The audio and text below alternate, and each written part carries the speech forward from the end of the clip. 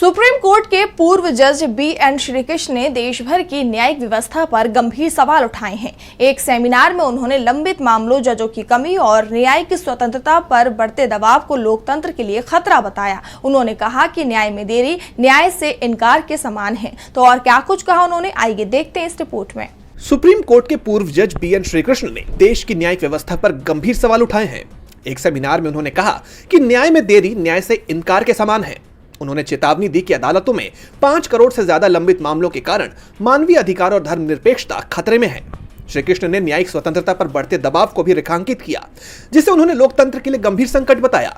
उन्होंने आगे कहा कि भारत की न्याय व्यवस्था में जजों की कमी, बुनियादी ढांचे का अभाव और प्रक्रियागत जटिलताएं लंबित मामलों का प्रमुख कारण है। जब एक साधारण मुकदमा दशकों तक चलता है तो आम आदमी का भरोसा टूटता है।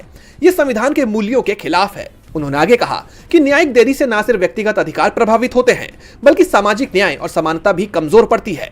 पूर्व जज ने सरकार और न्यायपालिका से तत्काल सुधार की मांग की। उन्होंने अल्टरनेटिव डिस्प्यूट रिजोल्यूशन यानी एडीआर तंत्र को मजबूत करने और जजों की भर्ती बढ़ाने का भी सुझाव दिया। साथ ही उन्होंने न्यायिक स्वतंत्रता पर सवाल उठाते हुए कहा कि बाहरी दबाव और राजनीतिक हस्तक्षेप से जजों का मनोबल टूट रहा है। पूर्व जज के इस बयान से कानूनी हलकों में बहस छिड़ गई है।